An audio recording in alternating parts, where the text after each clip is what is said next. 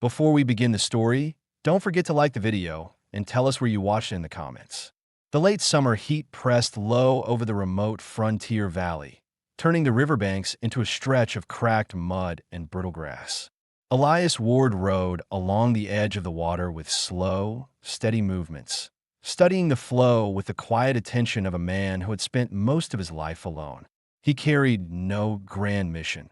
He had come here the same way he did every few days, to check the line of traps he kept near the shallows and to scout the ridge for signs of animal activity before the fall storms arrived. It was a routine that kept his hands busy and his mind from circling back to the winter sickness that had taken his wife and their small son 3 years earlier. Even after all that time, the memory sat in him like an old bruise. He didn't talk about it. He barely allowed himself to think about it. Work and silence were the only things that held him steady. He guided his horse through a narrow cut in the riverbank when he heard something unusual over the rush of the water. A splash, followed by a sharp gasp. Elias pulled on the reins and listened. The river wasn't deep here, but the current could yank a grown man off balance when the rocks turned slick. Another splash sounded, louder this time, mixed with a strained cry for air.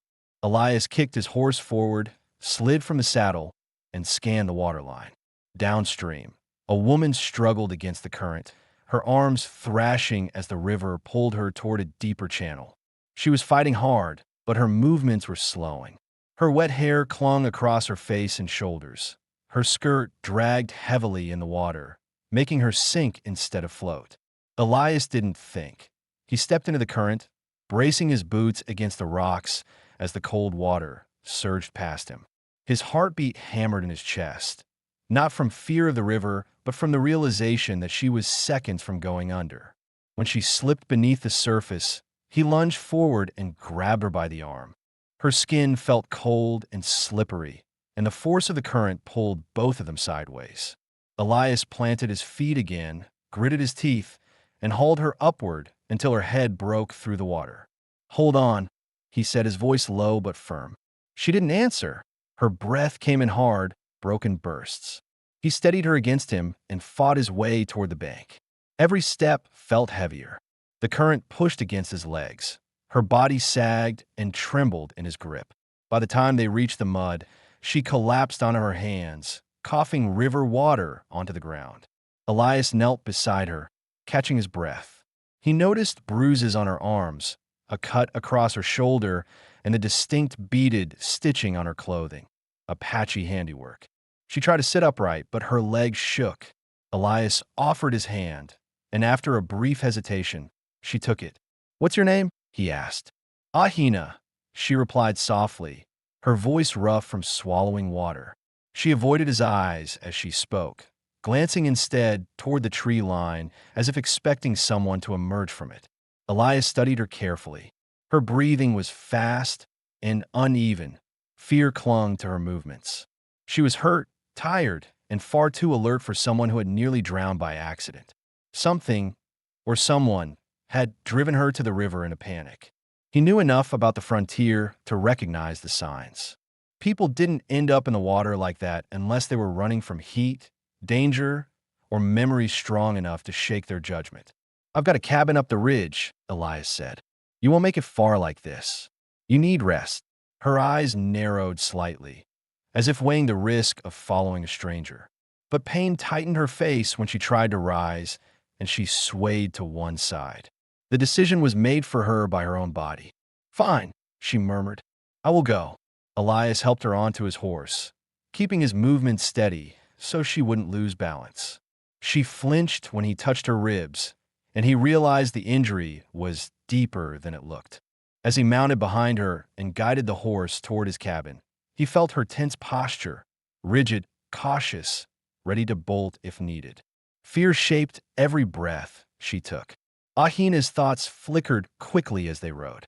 She had lost her husband only months earlier. Exile had followed soon after. Her own people had turned their backs on her, blaming her for misfortune she had no hand in. She had been moving from camp to camp, trying to avoid the men who believed her presence brought bad luck. When she slipped near the river, her foot had caught on a broken root, and the current had taken her before she could regain her footing. Now she rode behind a man she didn't know, a man with a quiet, unreadable face and a sadness he didn't bother to hide. Elias, meanwhile, felt a stress he hadn't known in a long time. Bringing someone to his cabin was not part of the life he kept. The place had become a shelter where he avoided noise, questions, and reminders of the family he failed to save. But leaving her behind wasn't an option. His conscience refused to allow that. When the cabin finally came into view, a weather-beaten structure tucked beside the slope, Ahina exhaled with a mixture of relief and unease. Elias opened the door and let her step inside. The space was small, clean, and quiet. A single bed stood in the corner. A table with 2 chairs sat near the window. A rifle rested above the hearth. "This will have to do," Elias said. "You can rest here. I'll tend your wounds." Ahina nodded, still uncertain but too exhausted to refuse. As she sat on the edge of the bed, Elias realized the truth he didn't speak out loud. This woman was alone. She had nowhere safe to go. And whether he liked it or not, the old frontier code was already binding their fates together. Here, in a lonely cabin miles from any town, 2 strangers, each carrying grief, fear, and a need for a place to start over, had just stepped into each other's lives. And neither of them yet understood how far that choice would reach. Ahina sat on the edge of the narrow bed, her breath steadying while the quiet inside the cabin settled around her like a weight. Elias set his hat on the table and knelt beside the small chest he kept under the window. He pulled out a tin box filled with cloth strips, a bottle of clear alcohol, and a bundle of dried herbs wrapped in thin leather. When he turned back, he noticed the stiffness in her posture, the way she kept her eyes forward, as if any sudden movement might trigger a memory she didn't want to return to. "Let me see your shoulder," Elias said. His voice remained calm and low, careful not to push. Ahina hesitated, not from distrust, but from the pain. She loosened the ties of her wet dress and let the fabric fall enough for the wound to show. The cut was deeper than he expected, swollen at the edges, a reminder of the rough hands that had shoved her days earlier. Elias cleaned it gently, his touch steady and efficient. She winced once, but didn't pull away.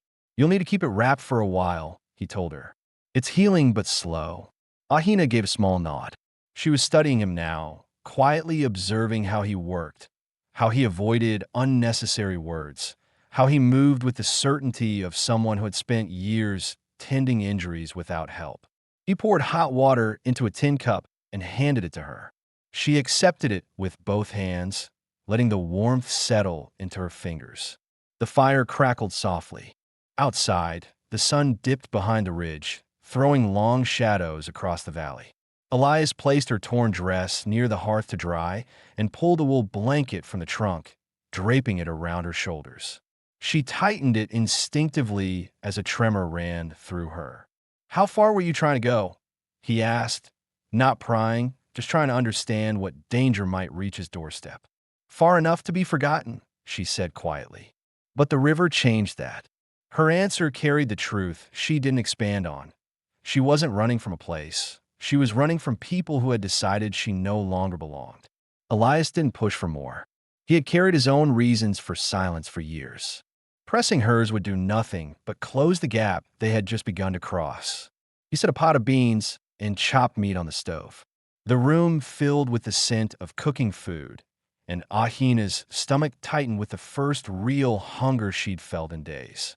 When he handed her a plate, she ate slowly, as if unsure she deserved the comfort of a warm meal.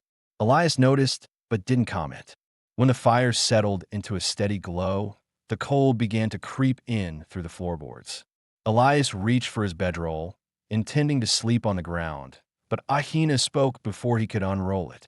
"The floor is colder than the river," she said, her voice steady but not confrontational. "And you kept me alive today.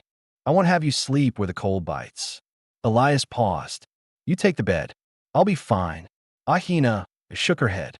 "No, we share. There is space, and neither of us should freeze." The decision wasn't made out of boldness or expectation.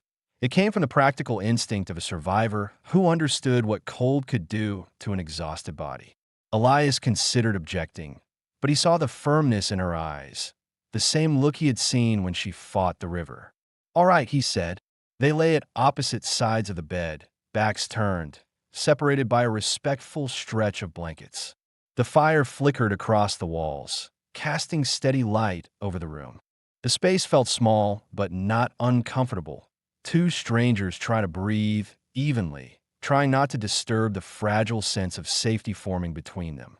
Ahina closed her eyes, but sleep didn't come easily. Her shoulder throbbed, and every creak of the cabin made her muscles tense. Still, the warmth of the bed and the quiet presence beside her eased some of the fear that had followed her for weeks. She exhaled slowly, allowing her body to settle deeper into the mattress. Elias stared at the wooden beams above him. He felt the tension in his chest, an old instinct that told him not to let anyone too close. Yet here he was, sharing the one place he had kept untouched since losing his family. It felt strange, unsettling, but not wrong. Ahina had nearly died today.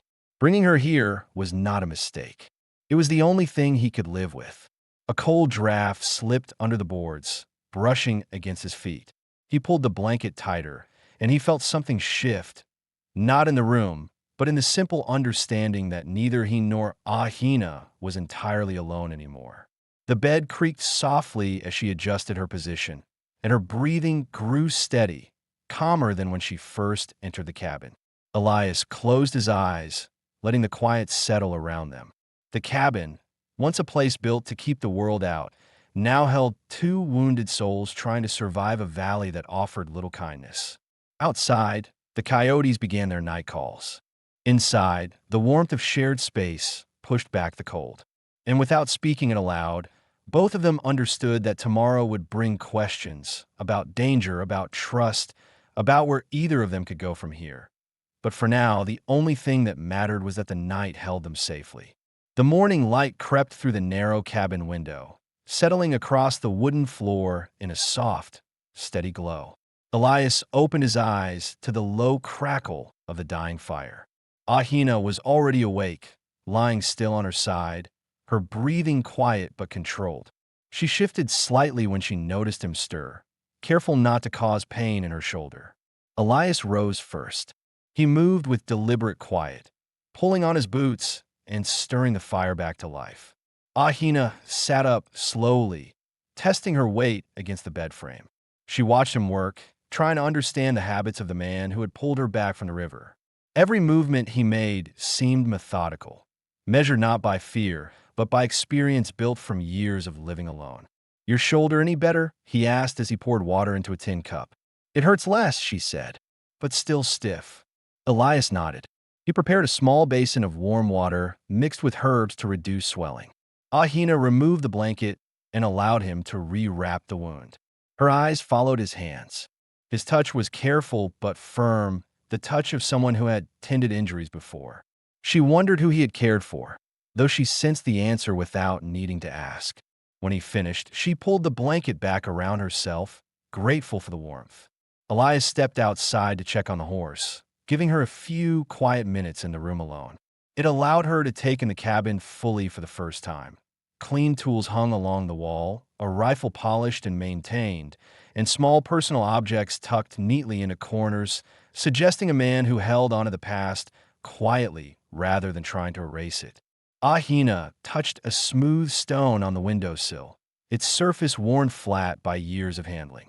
It was simple, but the way it had been placed, carefully, respectfully, told her it had belonged to someone important. She let go of it gently. Elias returned with a bucket of fresh water. "You hungry?" he asked. She nodded. He set a pan of cornmeal on the stove and added leftover meat from the night before. As the food cooked, Ahina moved toward the small table, her steps cautious but more stable than the day before. She lowered herself into a chair, observing the room again, trying to place her thoughts in some order. When they sat to eat, Elias spoke first. "Someone hurt you before you reached the river," he said, his tone steady, not probing. "If they're close, I need to know." Ahina lowered her eyes to the bowl in her hands. The question was necessary. She understood that. This was his home, and danger carried consequences for anyone inside it. "They were from my tribe," she finally answered. "Not all of them. Only a few." They believe my husband's death meant I should be cast out. They said misfortune follows me. Elias listened with careful attention. Not pity, just understanding. Life on the frontier often twisted people's beliefs into harsh judgments. Exile was not uncommon, but the weight of it varied from person to person. For Ahina, it was another wound layered over the loss she had already endured. Will they come looking? He asked. No, she said. They think the river took me. Her voice stayed calm, but the words left an ache beneath them. Being forgotten was safer, but it was also final. Elias sensed the mixture of relief and grief in her answer. It explained her hesitation, her guarded silence, and her exhaustion. She wasn't only running from people, she was running from the idea that she no longer belonged anywhere. After breakfast, Elias checked his traps and tools. The chores were routine, and though he usually worked alone, he didn't mind the quiet presence that now moved slowly around the cabin. Ahina folded the blankets neatly, then picked up his torn coat from the chair. She studied the ripped sleeve, ran her fingers along the frayed edge, and reached for a small pouch she kept tied at her waist. Without asking, she began to repair the tear using fine, deer, sinew thread and the steady hand of someone raised to mend clothing from necessity. When Elias returned to the cabin, he paused at the sight. Her concentration was calm, focused. The coat had belonged to him for years, and the tear had been there long enough that he had stopped noticing it. Watching her fix it brought a small, unexpected shift in his chest. You didn't have to do that, he said. I can work, she replied simply, and it helps to keep my hands busy. Elias nodded. He understood the value of work. Activity kept the mind from sinking too deep into old memories. Later in the afternoon, Ahina stepped outside and walked a short distance to breathe the open air. The valley spread wide before her. High ridges, scattered pines, and the river winding through it. She felt the sharp sting of loss, but also the faint pull of something steady, something safe. The cabin, weathered and quiet, no longer felt entirely like a stranger's home.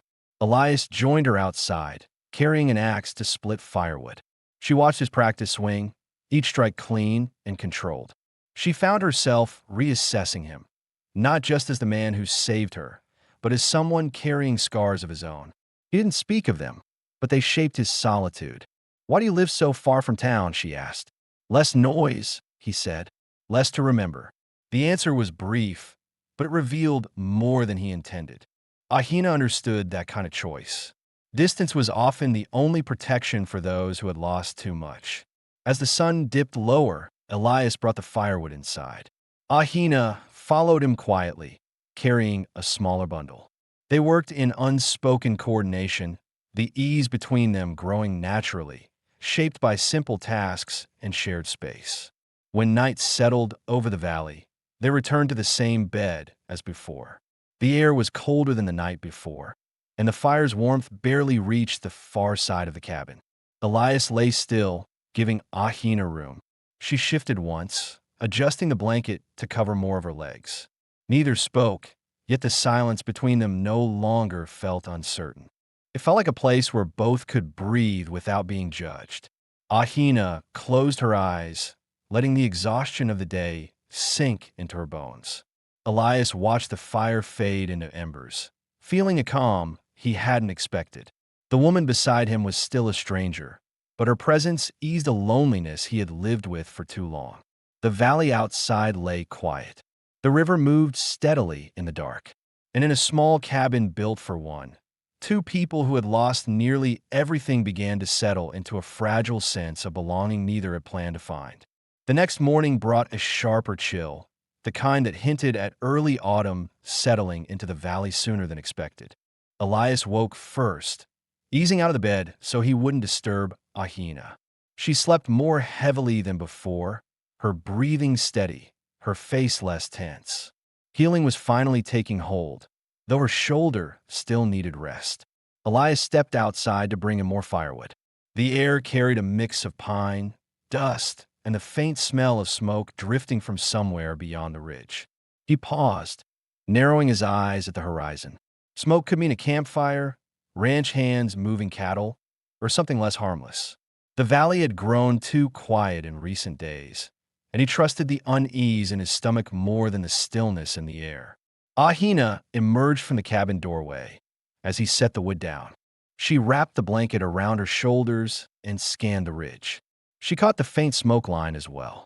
"That is not from your traps," she said quietly. "No," Elias agreed. "And it's too black to be brush burning on its own." The observation carried weight. Ahina understood these lands well enough to read danger from a single detail. Elias appreciated that. It meant she was no stranger to survival, even when she'd been pushed to the edge of it. She joined him by the workbench as he checked the rifle he kept near the door. He wasn't preparing for a fight, just ensuring it was ready. The valley rarely stayed peaceful for long.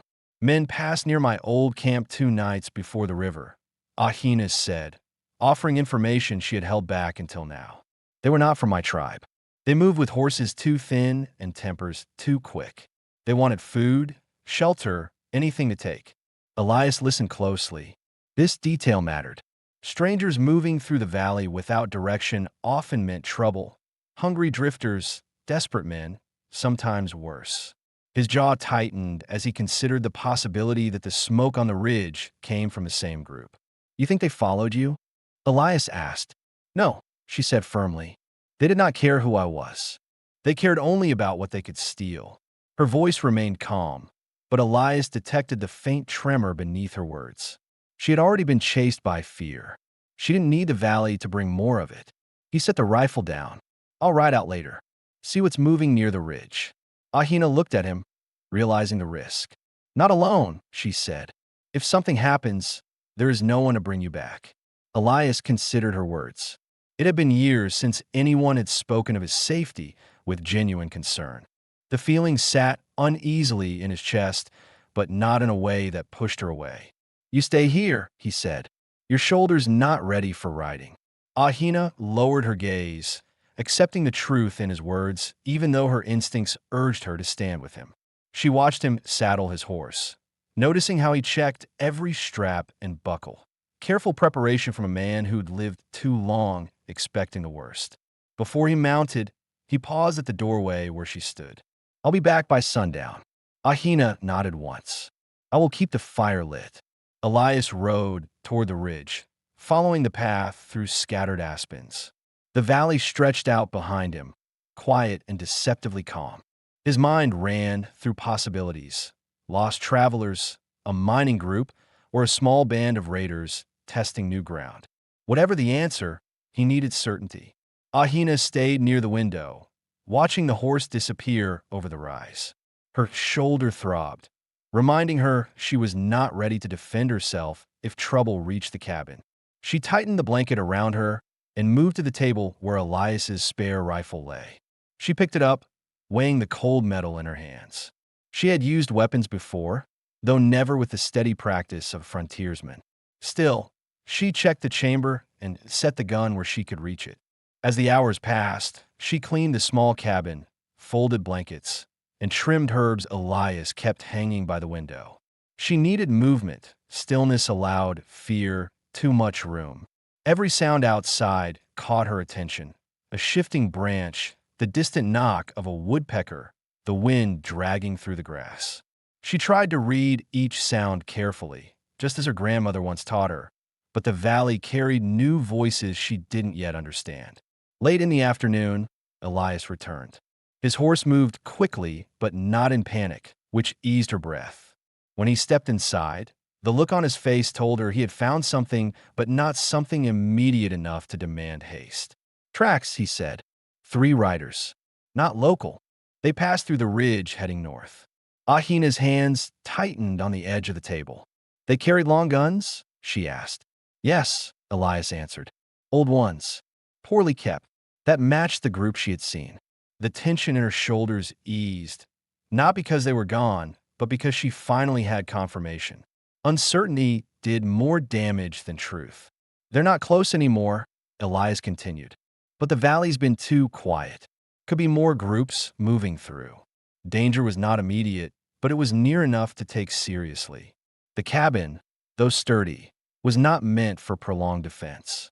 Ahina looked at the rifle on the table. "Teach me," she said. "If trouble comes, I should know how to stand beside you. Elias studied her expression. There was no pride in her request, no attempt to prove strength. It came from simple necessity and a desire not to be helpless again. He respected that. It kicks harder than you expect, he warned.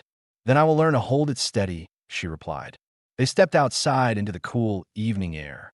Elias showed her how to balance her stance, how to rest the rifle against her shoulder without aggravating the wound, and how to breathe before pulling the trigger. Ahina followed every instruction with quiet determination. Her first shot rang out sharply, echoing through the valley. She flinched slightly, adjusting to the recoil, then realigned her aim with steady, controlled movements. Good, Elias said. Again, she fired another round, stronger this time, her hands more confident. She exhaled slowly, a flicker of pride flashing in her eyes, subtle, controlled, but real. As the sun sank behind the ridge, painting the grass in cold gold light, Elias set the rifle back on the table inside. The training had built a thin thread of reassurance between them, something reliable in a valley where safety changed from day to day. Ahina sat near the fire, her shoulder aching but her spirit steadier than that morning. Elias watched her quietly, noting how she carried herself with strength even when her body fought her. She wasn't fragile. She was exhausted, wounded, and wary, but stronger than most people who stepped into this valley alone. The night settled around the cabin, but neither felt the same uncertainty that had filled their first evenings together. There was danger in the valley, yes, but they were no longer facing it as strangers sharing a room out of necessity. The bond between them had begun to take shape in the way they moved, worked, and prepared side by side, silent but undeniable. Night settled fully over the valley, colder than the evenings before. The fire inside the cabin glowed bright, but the warmth reached only so far.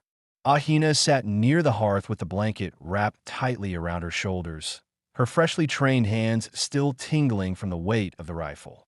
Elias stepped inside after checking the perimeter once more. The lines of concern still faint across his face, but no longer sharp with immediate fear. He hung his coat by the door and glanced toward her. You did well today, he said. Ahina lifted her eyes. I learned what I needed. There was no pride in her tone, just quiet resolve. Elias understood that feeling. People who had survived loss rarely celebrated the skills they gained afterward. They simply used them because life demanded it. He moved toward the stove, placing another piece of wood inside. As the fire rose, its glow illuminated the small space between them. Ahina watched him with a calm attention that had developed over their days together. She had already pieced together fragments about him, his steady habits, his silence, the weariness that showed in the set of his shoulders when he believed no one was looking. But she still didn't understand why he trembled slightly after long hours outside, or why certain sounds, like the wind shifting sharply, made his breath hitch for a moment. You were out there a long time today, Ahina said gently. Elias paused, knowing what she was asking without her saying it outright. He wiped his hands on a cloth and sat across from her. The ridge brings back things I try not to remember, he said. Storms, sickness, the winter that took my family. I rode that trail the night they got sick. Couldn't get the doctor here fast enough. Ahina's eyes softened. She didn't offer comfort in words. She knew better than to smother grief with phrases. Instead, she shifted slightly closer, letting her presence answer his honesty. It was enough. A gust of wind struck the cabin wall, and Elias looked toward the window. His instincts sharpened for a moment, but the sound faded into the trees. Ahina didn't miss his reaction. You are afraid of being alone with those memories, she said quietly. Maybe, Elias admitted, but I'm more concerned about someone sneaking up on this place than anything in my head. Ahina absorbed his words slowly. She had wondered why he kept watch so often, even when the valley seemed peaceful. His caution came not from paranoia, but from a life spent witnessing how quickly things could turn. She stood, careful not to strain her shoulder, and added more wood to the fire. You kept watch last night, she said. Tonight, I can stay awake for a while. Elias shook his head. You're still recovering. Get your rest. Ahina met his eyes steadily. Rest does not come easily when the mind is full, she said. Keeping watch will quiet mine. Elias considered arguing, but he saw the truth in her expression. She needed something to keep her thoughts steady just as much as he did. He nodded, allowing her to take the first watch. She wrapped the blanket tighter and sat at the window with the rifle resting across her knees. Elias lay on the bed but kept his eyes open for several minutes, listening to the soft creaks of the cabin and the steady rhythm of her breathing. When he finally drifted into sleep, it was the first time in a long while that he allowed someone else to guard the dark around him. Hours passed in silence.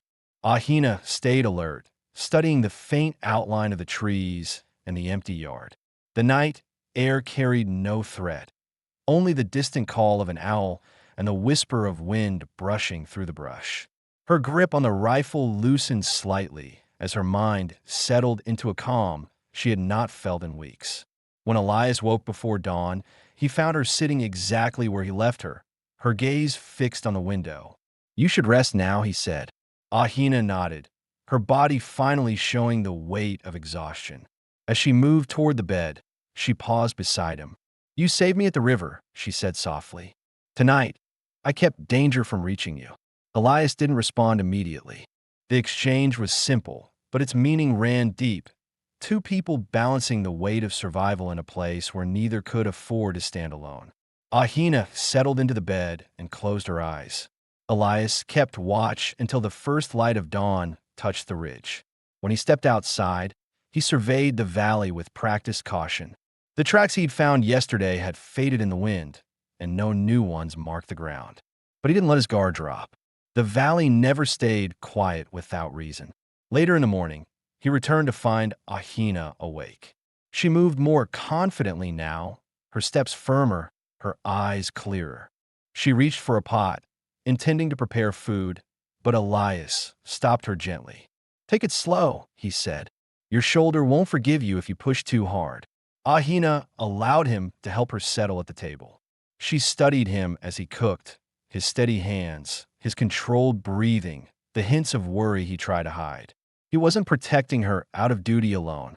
Something deeper had begun to shift in him, something he didn't yet know how to acknowledge. "You fear I'll be gone if I step outside again," she said quietly. Elias didn't deny it. "You've had too many reasons to run," he replied. "And I've had too many people leave." Ahina looked toward the door. "I'm not running anymore. Not from danger, not from myself." Those words eased something inside Elias, something tight, something long neglected. The cabin no longer felt like a shelter for one. It felt like a place where two people were learning how to trust the ground beneath their feet again. The day passed with calm chores and steady silence. Ahina helped where she could, sorting herbs and stitching small tears in Elias's gear. Elias repaired a broken hinge on the door and checked the traps near the creek. They moved with the ease of people who were no longer strangers. When evening came, they shared the bed again, lying at opposite sides, but not as distant as before. The fear that had shaped their early nights had softened into something steadier, something rooted in the understanding that both had been living alone for too long. Outside, the valley rested under a clear sky. Inside, two people who had stepped into each other's lives by chance were beginning to rely on the quiet strength they found there. The next morning arrived with a sharper wind rolling down from the ridge, carrying a heaviness that made Elias stop halfway through chopping firewood. Something in the air felt off, not dangerous yet, but unsettled. He straightened his back and listened carefully. The valley was quiet, too quiet for a day that should have been alive with bird calls and small animal movement. Ahina stepped out of the cabin, fastening the blanket around her shoulders. She noticed his stillness immediately. "What do you hear?" she asked. "Nothing," Elias replied. "And that's the problem." She followed his gaze toward the north ridge. The faint smoke they had seen earlier was gone, but the absence didn't ease the tension. Ahina sensed the same wrongness, the quiet that usually meant men were nearby, watching or waiting. Elias set the axe aside. "We'll take a look," he said. "Not far, just enough to know what's moving." Ahina nodded. Her shoulders still hurt, but she refused to stay behind without reason. She tightened her belt tested her range of motion, and retrieved the rifle. Elias considered stopping her, but saw the determination in her eyes. Leaving her alone would have been more dangerous than taking her with him. They rode along the riverbank, following a narrow trail through brush and tall grass. For a while, there was no sign of movement. No horses, no footprints, no campfires. But as they reached a bend near a cluster of rocks, Ahina pointed to the ground. "Here," she said. Elias dismounted and crouched beside her. The dirt held a set of hoof prints, deep and erratic, as if the horse had been pushed too hard. Another set of lighter tracks crossed them, barefoot, smaller than a man's but not a child's. Elias ran his fingertips over the prints. The pattern told a clear story. Someone had passed through in a hurry, maybe injured, maybe fleeing. "These tracks are fresh," he said. "Less than a day." Ahina scanned the ridge with sharp, steady eyes. "They are not riding together," she added. The rider chased the one on foot. Elias rose slowly. A chase this close to the cabin meant danger was not drifting somewhere far off. It was moving through their valley. He couldn't ignore that. People didn't flee across open land unless something dangerous pushed them. They followed the tracks carefully, stopping whenever a branch snapped or the wind shifted. After a short climb up a stony incline, they spotted the remnants of a small camp. A broken fire pit, scattered ashes, a torn piece of fabric caught on a thorn bush. Elias lifted the cloth. It was stained with dry blood. Ahina's expression hardened. "Someone was wounded," she said. And in a hurry, Elias surveyed the area again. No bodies, no signs of where the injured person went. But a second set of horse tracks told him that one of the riders had left this place recently. "Whoever was here didn't stay long," he said. "Either they escaped, or they were taken." Ahina's jaw tightened. The possibility of men who took instead of asked, men who hunted instead of searched, was something she knew too well. It tightened the space inside her chest in a way that felt painfully familiar. "Those riders," she said, "they came from the same direction as the ones who passed my camp." Elias didn't dismiss the connection. Men desperate enough to raid and chase could easily drift farther into the valley, searching for shelter, food, or prey. "We need to head back," he said. "If someone is hiding or someone is hunting, the cabin is too exposed." They mounted again and turned toward home, keeping a steady but cautious pace. Every sound, branches shifting, birds lifting off, even the river hitting rocks, made Elias's senses tighten. Ahina rode close behind him, her eyes scanning the brush with practiced focus. Her movements had changed. She no longer carried only fear. Now she carried readiness. When the cabin came into view, Elias exhaled a breath he didn't realize he had been holding. They dismounted and entered quickly. Ahina checked the windows while Elias loaded both rifles and set them within easy reach. She turned to him. "If those men return, they will come from the north," she said. "The ridge gives them cover. They will watch first, then move." Elias nodded. He had thought the same. He moved the table aside, clearing space near the door. Ahina positioned the second rifle where the light wouldn't catch the metal and give it away. After the preparations settled, the tension remained. The valley had grown smaller unexpectedly, closing in on them. Neither wanted to admit it aloud, but danger had drawn close enough that their shared days of calm could no longer continue untouched. They sat near the fire, not to relax, but to think. The flames cast steady light across their faces. Elias finally broke the silence. "That person on foot," he said. "If they're alive, they're scared. And if they're scared, they may try to reach the river or any shelter they can find." Ahina lifted her eyes. "They might come here." Elias nodded. "Or those chasing them might." Ahina considered this deeply. The cabin had become a safe place for her, a place where her heartbeat could slow for the first time in weeks. The thought of danger reaching it filled her with a protective instinct she didn't expect. "What will we do?" she asked. Elias looked at her with steady focus. "We'll keep watch. Together." She accepted the plan with a firm nod. Outside, the wind scraped against the cabin walls, and the trees rustled with restless motion. The valley felt alive with warning. As evening settled, Elias and Ahina stood outside for a final look across the land. The sky had turned a deep shade of blue, the first stars blinking into view. The world looked calm, but both understood how deceptive that calm could be. Ahina rested her hand near the rifle slung across her shoulder. Elias felt a faint shift in the way she stood beside him, not just as someone he was protecting, but as someone prepared to protect him in return. They returned inside, bolting the door against the night. The cabin, once a quiet refuge, now carried the weight of approaching danger.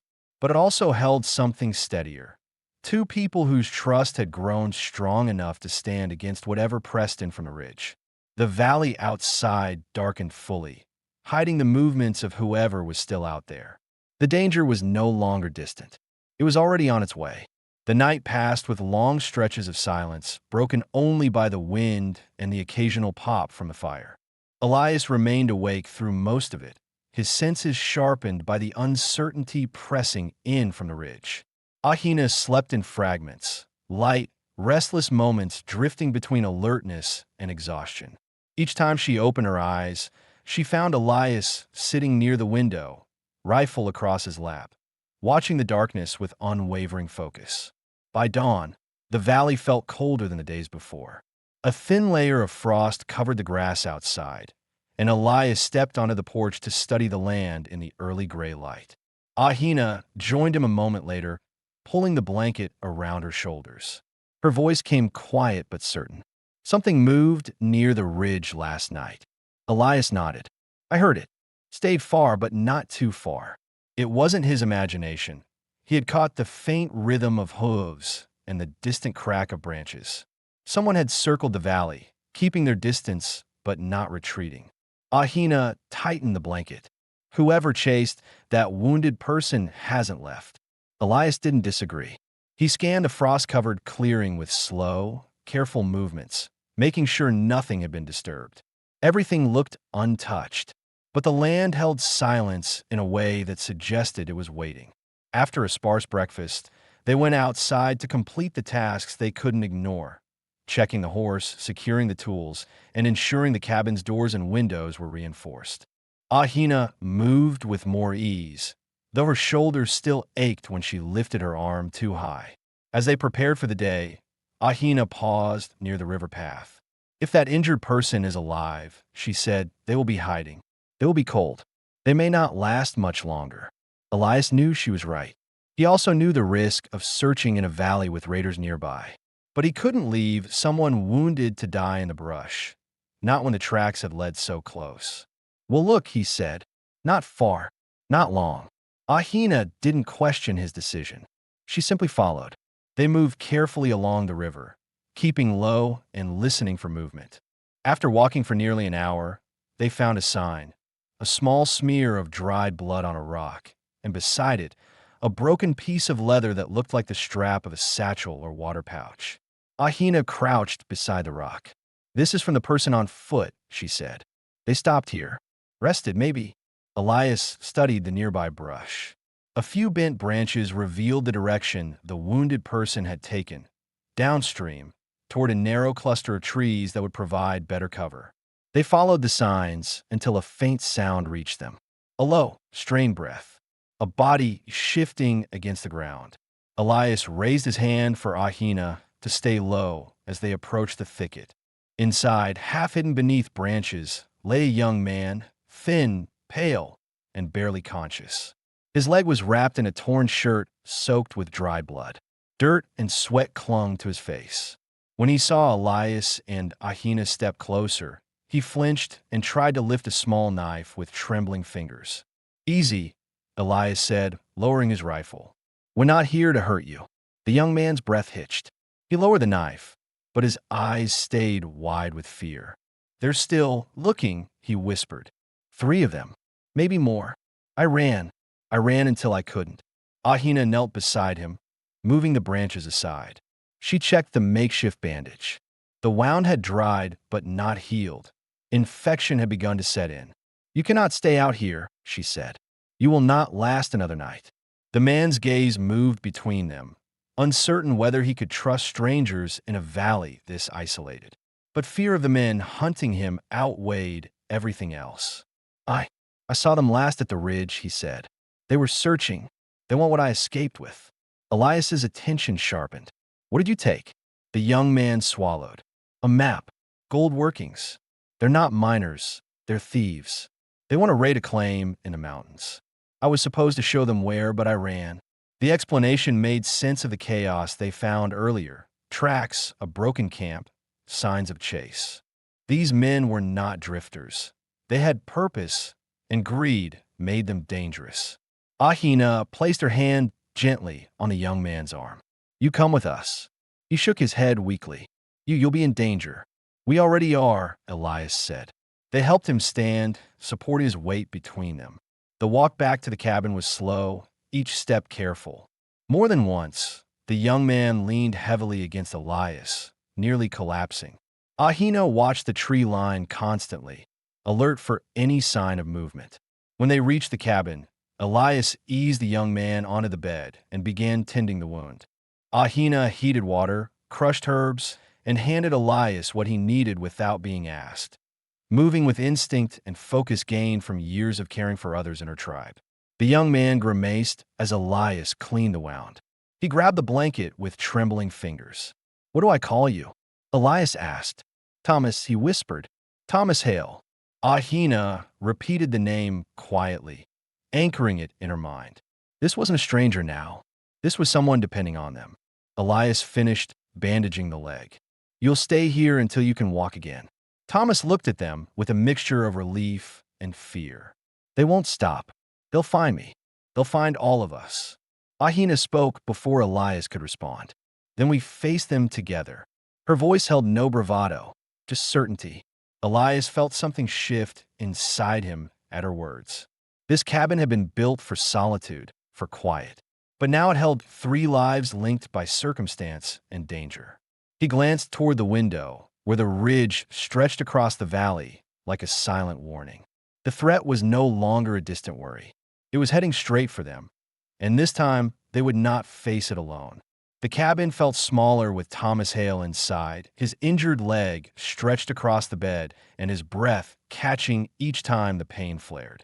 Elias kept the lamp low, while Ahina prepared a mixture of boiled herbs to ease the fever building beneath Thomas's skin.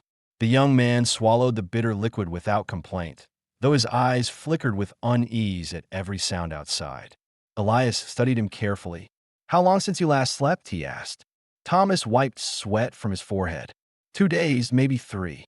Hard to tell when you're running. Ahina dipped a cloth in cool water and pressed it gently to his face. Thomas flinched at first, then relaxed. Thank you, he whispered. She nodded once, not asking for more. She understood the exhaustion of someone who had been hunted. She carried her own memories of that fear. Elias moved to the table, spreading out the small bundle Thomas had carried with him. Inside was a folded map drawn on stiff parchment, marked with crude symbols and jagged lines. Ahina approached and studied it alongside him. This shows more than a mine, she said. These ridges, these marks, they're pathways. Thomas swallowed hard. A group of prospectors opened a new shaft last winter. Rich ground. The men chasing me want to take it. Kill whoever stands in their way. They forced me to guide them, but I slipped away when they weren't watching. Elias frowned. How many are there? 3 at first, Thomas said, but they were planning to meet others farther north. Elias felt tension tighten across his back. 3 had tracked Thomas into the valley. 3 more could join them. And the map they wanted, now lying on Elias's table, was the key to their plan. Ahina folded the map. They will come here, she said. You said they won't stop. Thomas nodded weakly. They follow tracks better than they follow orders. Once they find where I fell, they'll find the prince. Then the cabin. Elias paced the room, weighing options. He could abandon the cabin, lead the group away, or try to hide Thomas elsewhere. But any of those choices carried risk. Not just to Thomas, but to Ahina. Elias steadied himself. No one's leaving here tonight, he said firmly. You're both safer inside until we know where they are. Ahina glanced toward the rifle leaning near the window.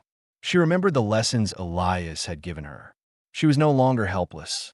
and she didn't intend to face danger as a shadow in the corner. Thomas shifted anxiously. You shouldn't risk yourselves for me. Elias stepped beside him.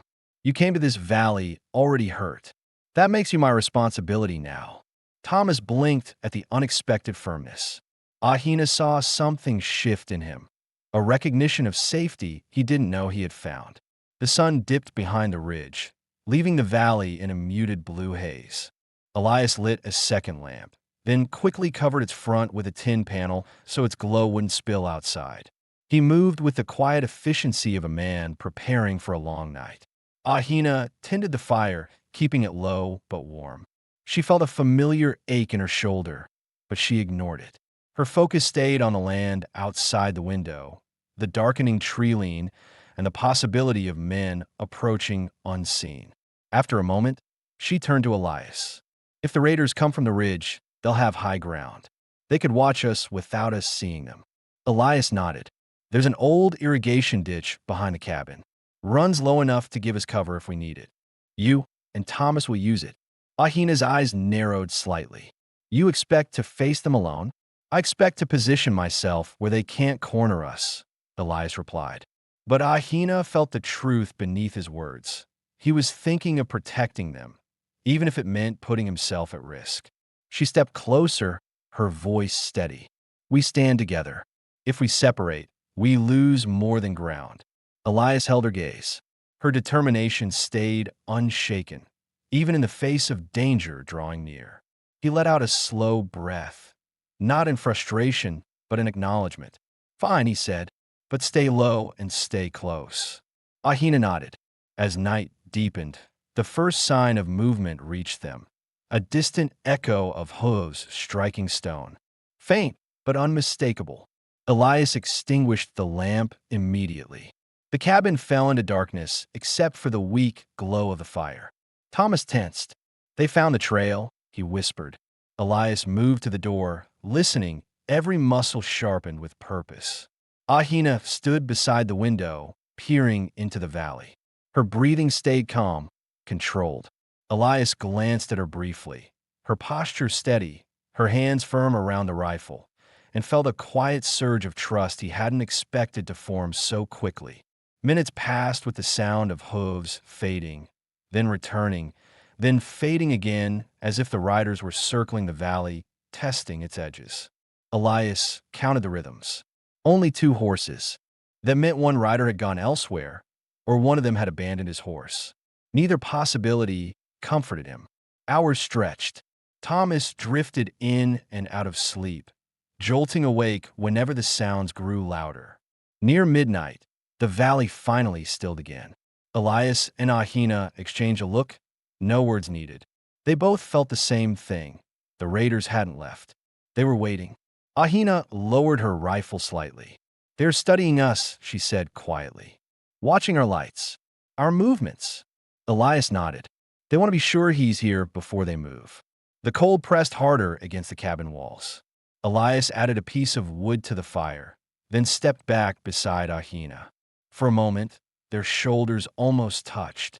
The silence between them held a steady, grounding weight, something that made the threat outside feel smaller, even as it neared. Whatever danger approached, it would find the 2 of them standing side by side. And with dawn coming soon, the raiders' patience would not last much longer. Dawn crept over the ridge in a pale, muted band of light that barely touched the frost-coated grass. Elias stood at the window long before the sun rose fully, watching the valley with a rigid stillness. The raiders had circled through the night, testing distance and angles, but never committing. Their behavior said everything. They were waiting for daylight to strike. Ahina joined him, fastening her coat and checking the rifle sling over her shoulder. Her expression was calm, but her eyes carried a sharp, focused alertness. She had slept very little, but the exhaustion made her more deliberate, not reckless. Thomas shifted uneasily on the bed, wincing as pain flared through his injured leg. If they come, he whispered, don't let them take the map. They'll burn the mine and kill anyone they find working it. They won't get it, Elias said, and they won't get you. He didn't bother saying more. Thomas's fear wasn't cowardice. He had been hunted, beaten, and left half dead. His warnings were not guesses, they were memories. Elias checked the cartridges, slid 2 rifles into easy reach, and moved toward the door. Ahina followed closely, her posture steady. Before stepping outside, Elias turned to Thomas. "If anything happens," he said, "use the ditch behind the cabin. Stay low. Don't run unless I tell you." Thomas nodded, swallowing hard. He pulled himself upright with his hands, ready to move despite the pain. The cold outside hit with sharp clarity. Elias scanned the ridge again, eyes narrowing. A faint blur of movement caught his attention. 2 riders crouched behind a fallen tree, barely visible beneath the scattered shadow of pines. They thought they were hidden well enough, but Elias had spent years reading the land, and their presence pulled tight against the natural pattern of the valley. "They're waiting for the third," Elias murmured. Ahina followed his gaze. She didn't need him to point. "He is on foot," she said quietly. "He will come closer than the horses." Elias nodded.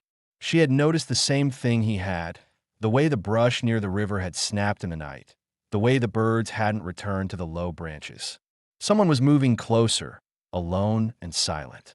They stepped back inside and waited. Minutes passed in heavy quiet. Elias listened with the same intensity he once used when guarding his family's home years ago. Every shift of wind, every scrape of wood, every breath inside the cabin mattered. Ahina waited beside the window, tense but ready. Then it happened. A faint creak of floorboards near the back wall. Someone testing the frame. Someone close enough to feel the warmth leaking through the cracks. Ahina moved first, raising her rifle in a smooth, controlled motion. Elias stepped to the side of the door, positioning himself out of direct line of sight. Thomas covered his mouth, his breath trembling. The door latch clicked, slow, cautious, deliberate. Elias didn't hesitate. He yanked the door open, pulling the intruder off balance. A man stumbled inside, knife raised, surprise flashing across his face. He was lean, unshaven, and desperate, his clothes torn from days of tracking through brush. The knife arced toward Elias's chest. Ahina fired. The shot slammed through the air, echoing across the valley. The intruder jerked backward, the knife slipping from his fingers as he collapsed onto the cabin floor. Elias exhaled sharply, not from fear, but from the sudden shift in danger. Ahina lowered the rifle, her hands steady despite the adrenaline surging through her. Her expression didn't show triumph, only resolve. She had acted to protect them, nothing more. Outside, the horses snorted nervously. The 2 raiders on the ridge had heard the shot. "They're coming," Elias said. "Now." He grabbed the second rifle and stepped out the door as Ahina followed. The raiders rode hard down the ridge, not stealthy anymore, not patient. They had lost their advantage and knew it. The lead rider fired a wild shot that cracked into the dirt near the cabin. Elias fired back, striking the ground in front of the horses, forcing them to break direction. 1 rider veered left. The other continued straight toward the door. Ahina steadied her rifle, tracking the second rider with controlled breath. Instead of shooting the man, she fired near the horse's front hooves, sending it stumbling sideways. The rider flew off, crashing into the dirt with a heavy grunt. Elias sprinted toward him, tackling him before he could rise. The man fought back with frantic strength, swinging his fist and reaching for sidearm. Elias pinned his wrist with the heel of his hand, twisting until the gun dropped.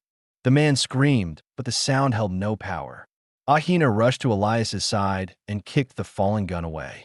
The rider tried to reach for a knife, but she stepped on his wrist, stopping him cold. The second raider circled wide, trying to flee toward the ridge. Elias raised his rifle, but Ahina grabbed his arm, not to stop him, but to steady his aim. Elias fired, striking the ground near the fleeing rider's horse. The animal reared and bolted, throwing the rider off and sending him rolling down the slope. He scrambled to his feet and fled into the brush without looking back. Elias could have pursued, but he didn't need to. The man was disarmed, terrified, and alone. He wouldn't return. The rider pinned under Elias's knee finally stopped fighting. Fear replaced his aggression as he stared up at Elias and Ahina, breath coming in sharp bursts. "You can go," Elias said, "but you don't step into this valley again." The man scrambled to his feet and ran without hesitation. Ahina exhaled, her shoulders lowering as the tension drained from her body. Elias looked at her, still steadying his breath. "You saved my life," he said quietly. Ahina met his gaze. "You saved mine first." They returned to the cabin, where Thomas stared wide-eyed at the open door, the corpse, and the quiet aftermath. "It's over," Elias said. "They won't come back." Thomas let out a long, shaking breath. Relief washed over his face. Relief deeper than survival alone. For the first time since entering the valley, he felt protected. Ahina set the rifle down. Elias closed the door. The danger that had pressed in from the ridge had finally been confronted, and the cabin, shaken, scarred, but still standing, felt different now. It had become more than shelter. It had become evidence that trust formed in silence could hold firm even under the weight of fear. The cabin settled into a deep hush after the fight, the kind of quiet that comes only when danger has fully passed. Elias dragged the body of the fallen raider outside and covered it with a tarp until morning, when he could bury it far from the cabin. Ahina tended to Thomas's bandage again, replacing the soaked cloth with fresh herbs to keep the infection from flaring.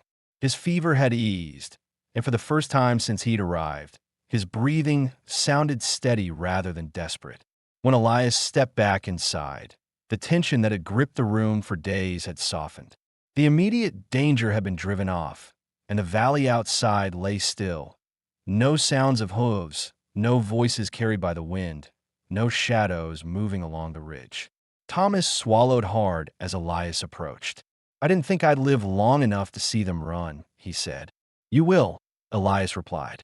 "And when your leg heals, you'll ride to the nearest town and hand that map to someone who can protect the claim. Those men won't trouble you again." Thomas looked down at his hands. "I thought the world had given up on people like me." Ahina answered gently. "The world does not choose who is worth saving. People do." Thomas nodded, emotion tightening his throat. Elias rested a hand on the table. "You'll stay here until you can walk on your own. After that, you choose where you go next." The young man absorbed the words with quiet relief. As the morning light strengthened, Elias and Ahina stepped outside together. The frost had melted into glistening patches of water across the grass. Smoke rose faintly from the cabin's chimney. The valley looked clean and calm, like the land itself was letting out a breath. Ahina watched Elias as he prepared a small shovel to dig a grave for the raider. She noticed the heaviness in his shoulders, but it wasn't fear or fatigue this time. It was contemplation, recognition of how quickly people could be forced to fight for what little they had left. "Let me help," she said. Elias shook his head gently. "I'll take care of it. You've done enough." She didn't argue. Instead, she walked to the riverbank, rinsed her hands in the cold water, and let the current drift around her fingers. The river that had nearly taken her life now felt like a boundary she had crossed into a new existence, one shaped not by exile, but by choice. When Elias finished the burial and returned, Ahina was sitting on a flat rock near the water. She looked up at him, the morning light soft on her face. "You were ready to face those men alone," she said. "And so were you," he replied. A quiet understanding passed between them, one built from long nights of shared watch, whispered conversations in firelight, and the unspoken promise that neither would abandon the other in danger. They walked back toward the cabin side by side. Inside, Thomas slept more peacefully than he had in days. Elias cleaned the rifles and stored them properly. Ahina folded blankets, swept away the dirt tracked in during the struggle, and placed a pot on the stove to make a warm meal. Their movements felt natural, coordinated, like two people who had been working together for far longer than the short time they had known each other. As the afternoon sun rose high, Elias stepped outside again to repair a loose board on the cabin wall. Ahina joined him, holding nails and handing them to him one by one. Their hands brushed occasionally, and each time, neither pulled away quickly as before. Ahina glanced toward the distant ridge. "When Thomas leaves," she said quietly, What will you do? Elias hammered another nail, then paused. Keep living here. Keep to the land. But it's quieter than I'd like now. She understood what he didn't say. The solitude that once protected him had grown too heavy. The cabin had changed during their days together, not because of the danger, but because it no longer held only grief. She spoke cautiously, but with honesty. I don't wish to return to the past I came from. There is nothing there for me.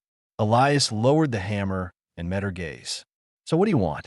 Ahina took a slow breath. A place where I'm not hunted. A place where I'm not alone. A place where I can stay if someone wants me here. The words were simple, but they carried the weight of her exile, her loss, her will to survive.